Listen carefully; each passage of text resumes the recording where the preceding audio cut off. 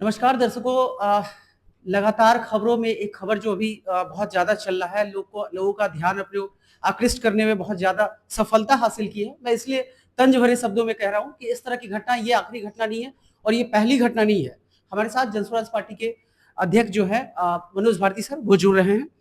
और सबसे पहली बात ये बताऊं कि हॉस्पिटल, पीएमसीएच जैसे हॉस्पिटल में जहां आए दिन डॉक्टरों की गुंडागर्दी देखने को जहां एक और मिलती है, और जहां स्वास्थ्य मंत्री मंगल पांडे बंगाल का रोना रोते हैं, लेकिन बिहार में दलित बच्ची, मैं इसलिए कह रहा हूं कि 80% जो आबादी है वो गरीब, दलित, महादलित इनकी है। और इन पे जब अत्याचार होता है तो सब लोग मूक दर्शक बन के बैठ जाते हैं, चाहे समाज के किसी भी वर्ग से, किसी भी सोसाइटी से आते हैं। तो ये प्रश्न बनता है। सर, आपसे जानना ये चाहेंगे, आज आपने प्रेस कॉन्फ्रेंस किया था, इसमें आपके दो तीन जो सरकार से जो मांग है वो आपने रखी, बहुत अच्छी मांग थी सर। लेकिन सर, हमारा जो संविधान है, बीएनएस जो अभी बना है, उसमें कहता है क्रिमिनल जस्टिस की बात करता है। एक और हम लोग क्रिमिनल जस्टिस की बात करते हैं, दूसरी बात पीड़िताओं को न्याय दिलाने की बात की। ये दोनों कितना सर आपस में मतलब जुड़ा हुआ है? जब हम कोई रूल बनाते हैं, कोई विधान बनाते हैं, तो जनता की मदद के लिए बनाते हैं। सारे विधि विधान इसलिए बनाए जाते हैं कि लोगों को उससे जिंदगी जीने में सहायता मिले। लेकिन भारत में और पर्टिकुलरली बिहार में ऐसा कई बार देखा गया है कि विधि विधान एक तरफ होता है और लोगों की परेशानी, उनके साथ जो दुर्व्यवहार होता है वो एक बिल्कुल दूसरी कैटेगरी में रखा जा सकता है। ऐसा लगता है जैसे कि दोनों में कोई सामंजस्य नहीं है। लोग अपने अधिकारों की मांग करते हैं और सरकार कानून होते हुए भी जिस तरह से जनता की मांगों को, जनता की रिक्वायरमेंट्स का को नजरअंदाज करती है, ये देखकर बहुत आश्चर्य होता है। आप बिल्कुल सही कहते हैं कि इन दोनों के अंदर जो नियम बनते हैं और जिस तरह से नियम इम्प्लीमेंट होते हैं, उनमें जमीन आसमान का फर्क होता है। जी सर, क्रिमिनल जस्टिस की बात हम लोग करते हैं, जब भी हम लोग हाई कोर्ट में गए हैं, मतलब अधिवक्ताओं से बात किए हैं, सुप्रीम कोर्ट के अधिवक्ताओं से बात किए हैं, उनका सीधा ये कहता है कि क्रिमिनल का भी एक पहलू होना चाहिए, वो भी, उसको भी बात करने का अधिकार है। लेकिन जब रेप जैसी रेयरेस्ट ऑफ रेयर क्राइम हम जब लोग देखते हैं, उसमें भी सर बहुत कम केसेस में ऐसा मैंने देखा है कि 2 साल या 3 साल में अपराधी को उसके अंजाम तक न्यायालय ने पहुंचाया है।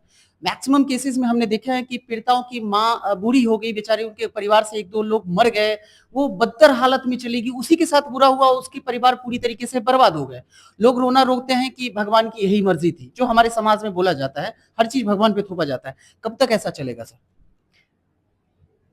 ये कहना तो मुश्किल है कि कब तक चलेगा, लेकिन चलना नहीं चाहिए। हमें अपने विधि विधान में भी कुछ ऐसे परिवर्तन करने की जरूरत है जिससे समाज को जल्दी से जल्दी ऐसे गंभीर अपराधों के समय में ये मैसेज दिया जा सके कि हम मानवता की पराकाष्ठा पर होते हुए ऐसे गंभीर अपराध सहन नहीं कर सकते। और कुछ अपराध तो ऐसे हैं और कुछ केसेस ऐसे होते हैं, कुछ सिचुएशंस ऐसी होती हैं जिन पर इमीडिएट कार्रवाई करना ही न्यायोचित बात होती है। अब जैसे इसी केस में देख लें, एक बालिका के साथ ये दुर्व्यवहार होता है, दिन में होता है, उसको उस घटना स्थल पर ले जाते हुए 10 लोगों ने देखा है, उन 10 लोगों ने उसे आइडेंटिफाई किया है और पुलिस के हवाले किया है। अब इस केस में पता नहीं न्याय को और क्या चाहिए जिससे कि इसमें न्याय देने में देर लगे। न्यायालय को भी और पूरी न्याय व्यवस्था को भी ऐसे ऐसे साफ केसेस में इस बात का संज्ञान लेते हुए कि समाज को भी एक सही संदेश भेजना जरूरी है कि ऐसे अपराधों को माफ नहीं किया जाएगा और उसका नतीजा भी जल्दी से जल्दी हो जाएगा, ये संदेश देना जरूरी है। जी, सर एक एक बहुत बड़ा मेरे मन में प्रश्न आता था, आज आप मिल गए। आपने सर आईएफएस कंप्लीट किया और विभिन्न देशों में का आपका दौरा रहा। आपने किसी एक वाहिद देश का नाम बताया जहाँ पे छुआछूत की परंपरा खत्म हो गई। ये बच्ची दलित थी, जिस समाज से आती है आपको पता है, मैं नाम नहीं लूंगा, जगह भी नहीं लूंगा। लेकिन पीएमसीएच जैसे, जिसको आज सरकार ये कह रही है कि वर्ल्ड की दूसरी बड़ी हॉस्पिटल बनने जा रही है पूरी सुख सुविधाओं से लैस, फिर इस बच्ची को 5 घंटे किस चीज में देर लगे? क्या लोगों को छूने में परेशानी थी? यहाँ पे अगर कोई साफ सुथरे घर की या अच्छे परिवार की, मतलब पैसे वाले घर की होती, तब तो डॉक्टर 4 घंटे नहीं लगाते। और अगर इक्विपमेंट की कमी थी, डॉक्टर छुट्टी पे गए थे, तो ऐसे डॉक्टर को निलंबन की ओर भेजना चाहिए। जैसा आपने कहा, मैं 8 अलग-अलग देशों में रह चुका हूँ और हर देश में लगभग 2.5 से 4 साल के बीच में हमने समय गुजारा है। उन 8 देशों की सोसाइटी को, वहाँ की गवर्नेंस को, वहाँ के सिस्टम्स को हमने आम जिंदगी की तरह महसूस किया है। छुआछूत केवल भारत की समस्या है। दुनिया के किसी देश में छुआछूत या इस तरह का भेदभाव हमने तो नहीं देखा है।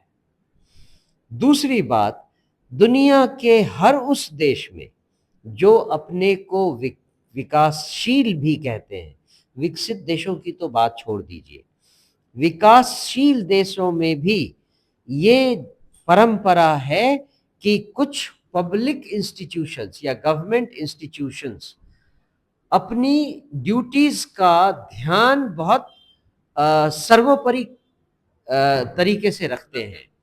अगर हॉस्पिटल है तो उनके लिए मरीज सर्वोपरि है, उसका इंटरेस्ट सर्वोपरि है और वहां पर किसी के साथ भेदभाव होने का कोई सवाल ही नहीं पैदा। यहाँ तो हुआ ना सर, सबके नजर में हुआ।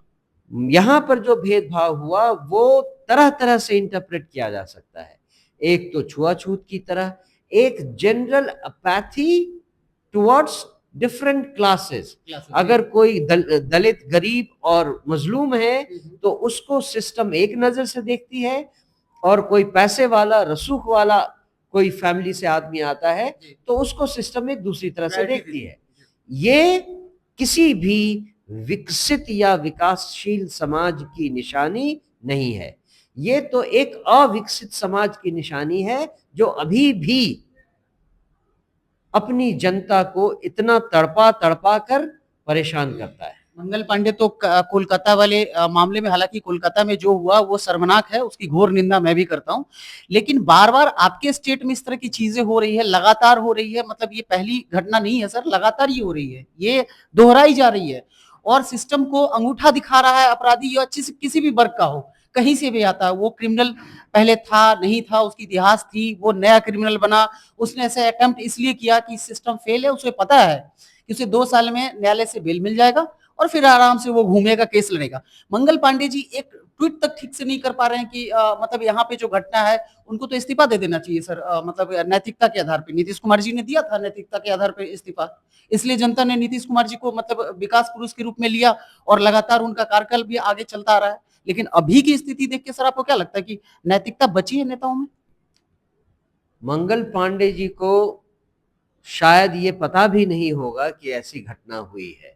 ये जब वो मीडिया में रिपोर्ट देखेंगे तब उनको शायद पता चलेगा कि ऐसी कोई घटना हुई है। इस तरह की सरकार जो बिल्कुल ही निकम्मी हो गई है और इसके जो मंत्री हैं जिनको अपने अपने एरिया, जिस क्षेत्र में वो काम करते हैं, उसके बारे में कुछ भी पता नहीं है, उनको खुद शर्म से सिर झुकाकर इस्तीफा दे देने की जरूरत है।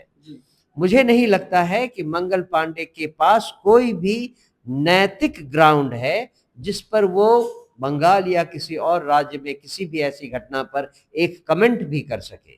वो पहले अपने राज्य में हो रहे ऐसे संगीन मामलों का जायजा ले, उस पर कार्रवाई करें और उससे रिलेटेड अफसरों को, जो अधिकारी गण हैं, उनको निलंबित करके उनको सजा दें। अगर वो ऐसा करते हैं तब हम समझेंगे कि उनमें कोई दम है और वो स्पाइनलेस नहीं है। नहीं है सर। अंतिम सवाल आपसे एक रहेगा जाते जाते, प्रशांत जी चुनाव में बहुत बिजी है, आप लोग न्यू कमर हैं बिहार के लिए, लगातार जनता में जो आपका जो पैठ बन रहा है उसके लिए आप अपने आप को साधुवाद देते हैं, लेकिन सर इस तरह की घटनाएं और कितनी बढ़ेगी कि आप लोग सड़क पे खुलकर विरोध करेंगे सरकार के प्रति, ताकि लोगों को ये भी तो संदेश देना चाहिए कि अगर जनसुराज लड़ रही है, जनसुराज बदलाव की दिशा में काम कर रही है, तो जनसुराज जितना दमखम है वो पूरा पोटेंशियल लगा रही है इन चीजों के खिलाफ भी।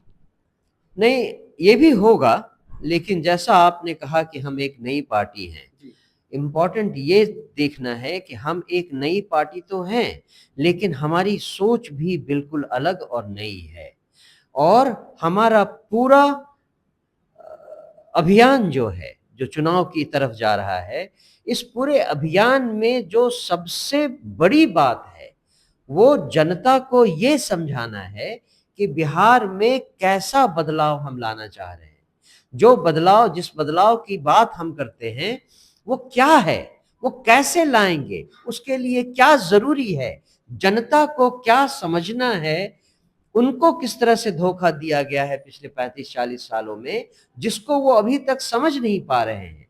और वो जो समझे, उनके पास कोई विकल्प नहीं था, वो विकल्प अब जनसुराज बनकर उनके सामने आया है।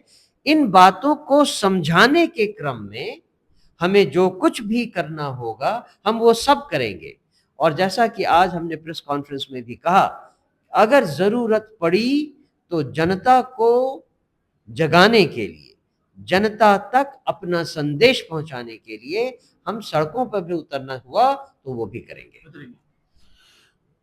बहुत बहुत धन्यवाद भारती सर को। और भारती सर को आपने सुना, और मनोज भारती का सीधा कहना है कि जनसुराज नई पार्टी है और नई पार्टी है भी, और सीधे तौर पे इनका कहना है कि जो कुछ बन पड़ेगा जनता के हित में और बिहार के आगे बढ़ने के लिए वो सारी कुछ करेंगे। बहरहाल ये पूरा मामला जो होगा इस इलेक्शन के बाद, विधानसभा चुनाव के बाद क्लियर हो जाएगा।